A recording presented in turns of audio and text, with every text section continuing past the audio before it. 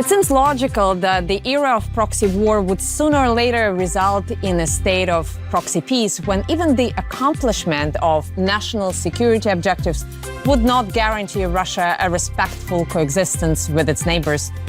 After the 20th century Cold War, is Europe now destined for a period of cold peace? Well, to discuss that, I'm now joined by Geoffrey Roberts, emeritus professor of history at University College Cork. Professor Roberts, it's always a delight to talk to you. Thank you very much for coming over. Good to be here. Now, you wrote not so long ago that since Russia is progressively advancing on the battlefield, there is no reason for it to snatch defeat from the jaws of its army's victories. But we live in very, very ambiguous times when even sustained military victories do not guarantee, do not lead to peace negotiations or even the ending of the war, do they? Well, I think that's precisely what I was getting at with that point. Is that, Russia is winning the war. It will win the war. On the battlefield. Yes. Militarily, there will be some kind of a Russian victory, but the question is, what is it going to win? What kind of peace it's going to win? And the danger is that it will win a very unstable peace, or a cold peace, or that phrase you just used, a proxy peace. That would not be a good outcome of the war from Russia's point of view. That would be a failure. So, Russia should, I'm sure it is looking beyond the military conflict. Is looking to try to secure a durable peace. And thankfully, at the moment, it seems to have, in the form of the Trump administration, a partner that makes that more possible than it was in the past. Now, before we go any further, let me ask you, over the last 3 years, was there ever a point when you personally believed that Ukraine, as a nation with all the support that it gets from the West, may prevail militarily over Russia? Well, you live in the West. For the last 3 years, we've been subject to a torrent of pro-Ukrainian propaganda. Day in, day out, we've been told, Ukraine is winning, Russia is losing. Putin's regime is about to collapse. The latest Western military technology is going to change the course of the war. Just day in, day out, that propaganda. And in the face of that propaganda, everyone has some doubts. But sometimes I woke up in the morning thinking, am I the one who's crazy here? Am I not seeing what's going on? Am I a dupe of Russian propaganda? Now, that was only like passing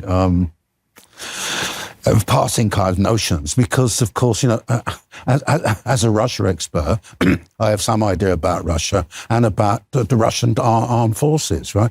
And what I know about... Roberts, it's not only about being an expert on Russia, but I think more generally, having some basic understanding that war takes an effort, and you do not fight it only on the pages of newspapers or on the screens of televisions, but, you need to procure certain materials, you need to have well-trained armies, and you actually put that all in a row before rather than after you start an offensive. But let me answer a question directly. I never had any doubts that Russia would win, precisely for the reasons you indicate, because of the power imbalance between Russia and Ukraine. Even Ukraine, with the backing of NATO, was never going to be able to prevail over Russia militarily. So even when the Ukrainians were having some successes on the battlefield, say in the autumn of 2022, I was confident that Russia would recover from those setbacks, from those defeats.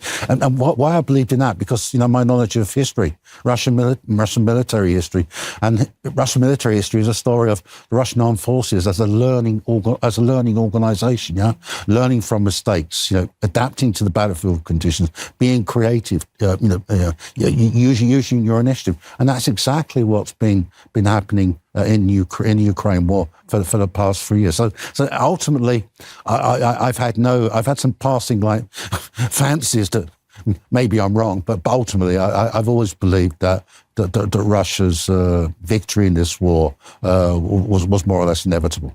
The legacy of the Second World War figures prominently in the sort of propaganda dispute surrounding this war. I mean, the nationalist forces and the kind of national heroes that Ukrainian elites chose to elevate, this clearly does not sit well with I think neither the Russian population nor more broadly with anyone who understands the history of the Second World War. But as far as you can tell, why do you think the Ukrainians chose to engage with their Russian neighbor in this way? Because there could have been many other ways of establishing your national identity, going your own separate way, but without creating this sort of a war in Europe. Do you think that was inevitable?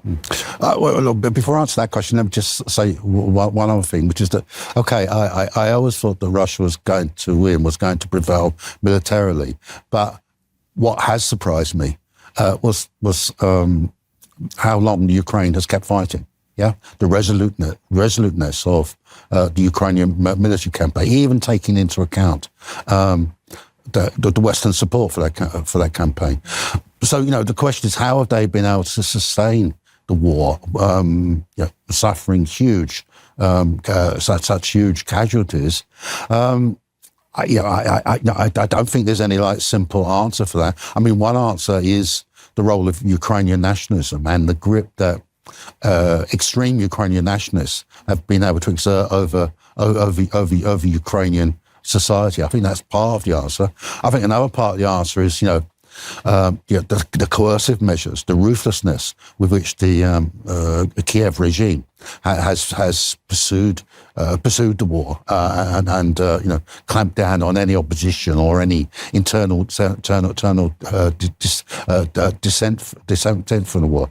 So I really don't have any simple answer to that question as to why it had to come to this. Mm-hmm. But to the question that I just asked, do you think the kind of clash that we have right now between the Russians and the Ukrainians, or Russians and the West more broadly, do you think it's a conflict in and of itself, and a modern conflict, or do you think it ultimately has the roots in the way the Second World War was finished, with outsourcing the security for Europe largely to the United States and leaving Europe and many European countries in a position when they are not directly in touch with the kind of resources, including military resources, they have? No, I think it has more immediate roots now, doesn't it? I mean, it's rooted in the collapse of the USSR, the Soviet Union, the way that happened, and the creation of an independent Ukraine, very diverse Ukraine in terms of identity, and the internal conflicts within Ukraine, which were contained for a number of years after the breakup of the USSR, but which came to a head in 2014, and there were certain events that led to more extreme Ukrainian nationalists gaining complete control of the Kiev regime, and that's where the problem started. But look, there's also something else one needs to be said here. Of course, the war was started by Russia, wasn't it? It was Putin who ordered the special military operation. Now, I know you're going to tell me, and I don't disagree, that there was provocation, and Putin had good reasons for doing what he did. But in the end, the fact that we have a military conflict, it is a function of Russian decision making, not just Ukrainian decision making. Absolutely, I'm not disputing that. But I think before that came to that active phase, there were several junction points when Ukrainians and the West were offered other ways of solving the huge difficulties that existed between the two sides, and the West simply refused to do that. Now, the question that I have right now is why? Why do you think the West was so determined to use and perhaps abuse Ukrainian sensitivities for its own geopolitical purposes? Why do you think, what was there at stake for the West that it needed to be settled with Russia on the battlefield, or at least pushed to that point? You're right. Your first point you made, the Ukraine war was the most avoidable war in history. I mean, there are many, many times it could have been settled politically and diplomatically. And indeed, as we know, a few weeks after the war, there was a possibility of an end to the conflict and a diplomatic settlement. I think the West's role in this was very much a piece with how it treated Russia right from the beginning of the period after the end of the Soviet Union, from the early 1990s, which was marginalizing Russia, underestimating Russia, doing everything it could to weaken Russia, not listening to its concerns, prioritizing relations with other countries in Central and Eastern Europe and not Russia, and of course the whole business of NATO expansionism. I mean, I hate to use kind of like glib, kind of like sloganizing analysis, but I'm almost inclined to say that what it comes down to is Western arrogance, Western supremacism. That's really at the heart of the way the Western countries behaved in relation to Russia and in relation to the Ukraine crisis. Now, I'm sure some of the people who watch us right now would disagree with you, because the popular trope in Kyiv and perhaps in Western Europe is that Ukraine has been defending a future of a free and democratic Europe. If we look at that not as just a propaganda line, but as a military objective, what kind of an army, in terms of size, in terms of training, in terms of weaponry, would be needed in Ukraine and in Europe to stand a viable chance against Russia? And I don't think Ukraine itself, even with the fullest Western backing, would ever have been in a position to take on Russia militarily. That's one point. And the second point is, I'd say, as of now, if there was a conventional war between Russia and Ukraine and NATO directly, then Russia would prevail in that war. I'm not saying it'd be a victory. It would prevail. Russia, during the past 3 years, has developed such military capabilities that it is in a position where, if it had to, it could take on not just Ukraine and the West in a proxy war, but directly. But of course, were there to be a large-scale, direct, conventional war between Russia and the West, Russia and NATO, it wouldn't remain a conventional war for very long. It would very quickly develop into a nuclear war. And the side that would actually use nuclear weapons, I don't think, wouldn't be Russia.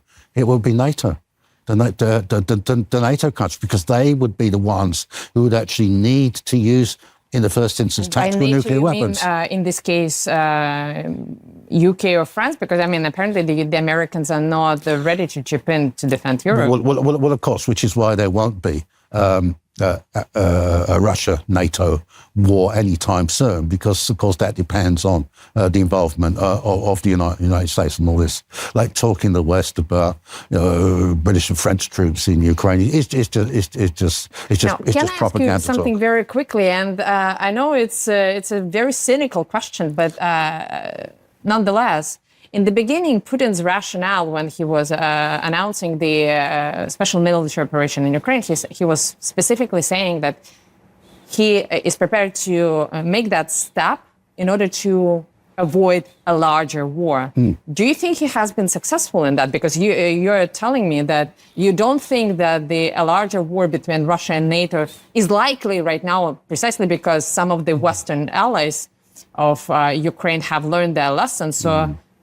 Could we see that? That's a very interesting question, a very good point you make. And it is the paradox of the Ukraine war from the Russian point of view. Yeah, I mean, Putin launched a preventative war against Ukraine in order to avoid a bigger conflict in the future. Now, I think he miscalculated the conflict that he was actually taking on, and he didn't anticipate that it would develop into the kind of proxy war with the West that it did. So you do have a situation where the possibility of a much bigger war is still there, and to an extent, Putin himself has created that possibility. Now, I don't, but those kind of judgments can't be finalised until the current events have played themselves out. Okay. And for the time being, Geoffrey Roberts, just as we were taking the break, you said that Russia needs to make sure that it wins not only the war, but it wins peace. And that's, I guess, is the hardest thing of all at this point of time. What are some of the preconditions for that? I mean, not the Russian preconditions, but what are some of the things that need to come together in order for that to happen? It needs to come to an end, and there needs to be some kind of stable and durable peace settlement. That's what needs to happen. Yeah, even in that context, there will be a problem of subversion and terrorism. But Russia, in those circumstances, Russia will be the stronger party. Russia will be able to deal with any of those kind of threats. I'm not too worried about that. But the other thing the peace means is that Russia then needs to deal with threats that have been created as a result of the war itself. Yeah, the threat of militarization of European societies, massive arms build-up, even talk about some states obtaining nuclear weapons. Now, a lot of that is just propaganda, rhetoric, it's just domestic politics playing out. But, it presents a possible reality. So Russia, Putin needs to address that. And the way to address that, of course, is to endeavour, as Russia has been doing for decades, to find the possibility of a common European collective security space which can provide security for all countries in Europe, for Russia, for Ukraine, and for Western countries, which would actually would obviate the need for this kind of like continuing Professor Roberts, confrontation. I think there is not a single person in this city of Moscow who would say no to that. Yeah. But do you think there are any wishers for that in the European capital? Because all we are hearing at this point of time is that they are going to build massive armies and that they are preparing for a direct conflict with Russia. First of all, I mean, even putting aside propaganda, do they have the finances, the expertise, the people, the training to pull off what they are preparing to do? In the short term, no. In the long term, possibly. But look, what you're talking about is the current bunch of European political leaders, yeah? But there are other politicians, there are other movements who take a different view of this matter. And certainly that's true of the general population. There is no support in European public opinion for the kind of militarization, rearmament and military confrontation with Russia, which is being talked up in Europe at the moment. There's no support for that. What there is support there, what there would be support for that after the end of the Ukraine war would be for measures to actually reduce the tensions, to reduce the confrontation. So what's going on, at the surface in Europe at the moment, politically, it's only part of the reality. You mentioned in one of your articles that people may be supportive in favor of a larger reconstruction effort for Ukraine. What makes you believe that? Well, I want to believe it because I think that Europe and the United States as well has moral obligations to support Ukraine economically after the war for post-war reconstruction, because it's only with Western support that Ukraine has been able to fight on for 3 years and suffer this huge amount of damage. So as I always like to say, Putin started the war, but the West continued it for its proxy war and for its support for Ukraine. So there's a moral obligation for the West to help Ukraine to recover from war damage in financial terms, economic support, trade, whatever. But what I also say is this: is that it's something that Russia needs to pay attention to. I mean, after the Second World War, there was this the famous Marshall Plan. Well, the whole point about the Marshall Plan was, of course, to stabilize economic conditions in Europe in order to head off the challenge of extremist political movements in Europe. And the same thing applies now. In order to stabilize the political situation in Ukraine, there needs to be a Marshall Plan for Ukraine. But a Marshall Plan supported by Russia as well as the West. Well, I mean, if the West or Western Europe would want to invest in reconstructive effort in Ukraine, I don't see why the Kremlin would be objecting to that. The question is, do you see France, Britain, other countries under their current leadership committing to something like that? You keep talking about moral obligation, but frankly, I don't see that moral obligation registering with the politicians. I agree. I don't. I'd be very sceptical that Ukraine is supposedly going to join the EU. But I mean, if it happens at all, it would take years and years.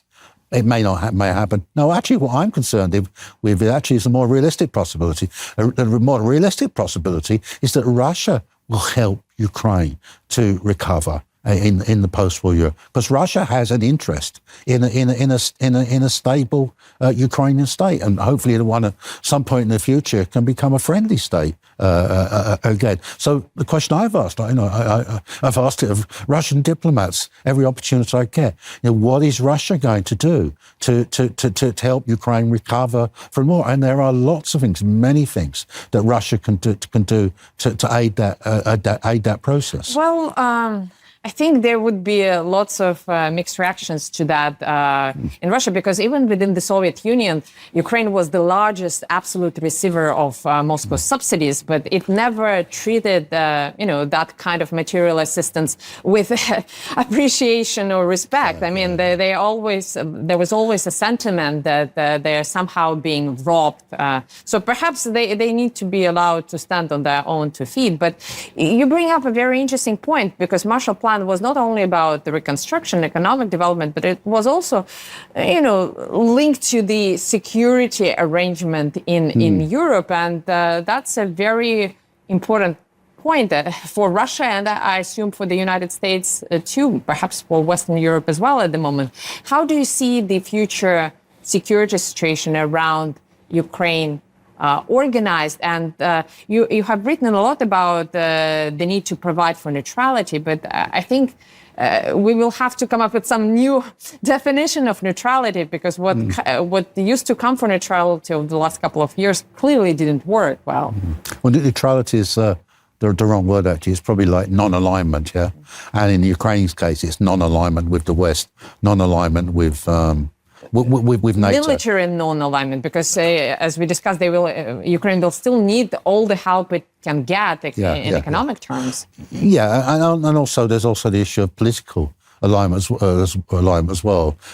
But in order to sustain military de-alignment or non-alignment, there also needs to be a degree of political non-alignment as well. Yeah, but in terms of Ukraine's own particular security situation, I mean, it's perfectly legitimate for the Ukrainians to demand that if they're going to, accept neutrality or accept de-alignment with NATO, then what's going to guarantee their security in the future? So part of any end to the war and any peace settlement will be some kind of guarantee, or rather, I think, a series of guarantees of European Ukraine's security. Because if Ukraine is giving up, to a certain extent, the power to defend itself, then it's reasonable for it to ask, who's going to guarantee our security in those circumstances?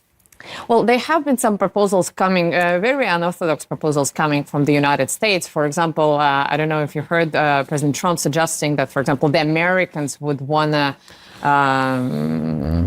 take either ownership or control of major industrial landmarks in Ukraine, including the Zaporizhzhia nuclear plant. What do you think about it? Do you think Ukraine may agree to that? And why would even Russia agree to something like that? Well, I don't think Russia would object to foreign investment. Even the American one into the facility? I don't see why they would. In terms of the Zaporizhzhia nuclear power plant, I think it's a bit far-fetched that they're going to hand over to American control.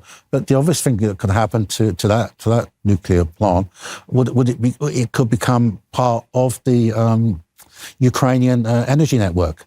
Again, maybe even with Ukrainian technicians running it. And there's all kinds of other ways that Russia could help Ukraine restore its energy infrastructure, because a large part of their infrastructure dates from Soviet times, and the technology and the expertise is in Russia to help Ukraine to reconstruct its energy grid, and also in other aspects of energy support that Russia could give Ukraine. The oil and gas could start flowing through Ukraine again, and the Ukrainians could get fees from it, as they have been up until now. Russia could do some beneficial deals for Ukraine in terms of cheap energy.